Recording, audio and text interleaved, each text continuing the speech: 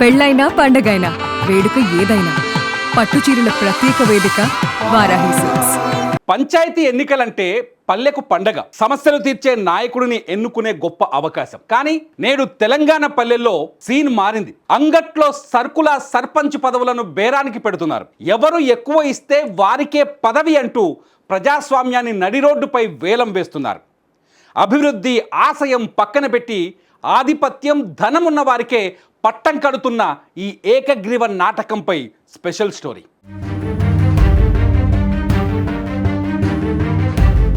ప్రజాస్వామ్యంలో ఓటు అనేది ప్రజల చేతిలోని వజ్రాయుధం. కానీ ఇప్పుడు ఆ ఆయుధాన్ని పక్కన పడేసి ధనమే ప్రధాన ఆయుధంగా మార్చేశారు కొందరు పెత్తందారులు. ఊరి అభివృద్ధి కోసం ఏకగ్రీవం చేసుకోవడం మంచిదే, కానీ అది మనస్ఫూర్తిగా జరగాలి తప్ప ఊరి గుడికి ఎవరు ఎక్కువ విరాళమిస్తే వారే సర్పంచ్ అనే వేలంపాట నిర్వహించడం రాజ్యాంగ స్ఫూర్తికే విరుద్ధం.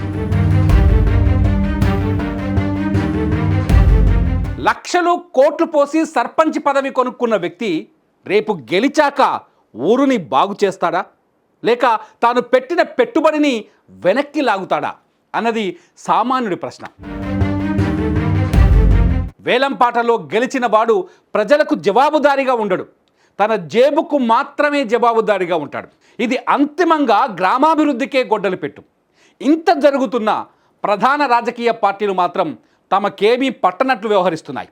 వేలం పాటలను అడ్డుకోవాల్సిన బాధ్యతలను గాలి కొదిలేసి తమ పార్టీ సానుభూతి పరులకు పదవి దక్కితే చాలు అనే ధోరణితో ఉన్నాయి. అధికారులు కూడా చూసి చూడనట్లు వెళ్తుండటం శోచనీయం. బయట మైకులు పట్టుకొని యువత రాజకీయాల్లోకి రావాలి, మార్పు తేవాలి, గ్రామ దోపిడీని అడ్డుకోవాలి అని ప్రగల్భాలు పలికే నాయకుల ఇలాకాల్లో కూడా సర్పంచ్ పదవులకు వేలంపాటలు జరుగుతున్నాయి. కళ్ళ ముందే ప్రజాస్వామ్యం కూని అవుతుంటే నోరు మెదపలేకపోతున్నారు. చాలామంది మాటలు కోటలు దాటుతున్నా చేతలు గడప దాటం లేదని ఓటర్లు గుసగుసలాడుతున్నారు.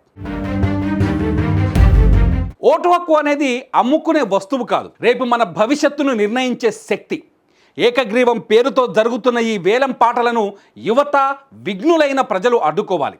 డబ్బు సంచులు ఉన్నవాడు కాదు, దమ్ము, ధైర్యం, సేవాగుణం ఉన్నవాడే నిజమైన నాయకుడు. అలాంటి వారినే ఎన్నుకుందాం, ప్రజాస్వామ్యాన్ని గెలిపిద్దాం.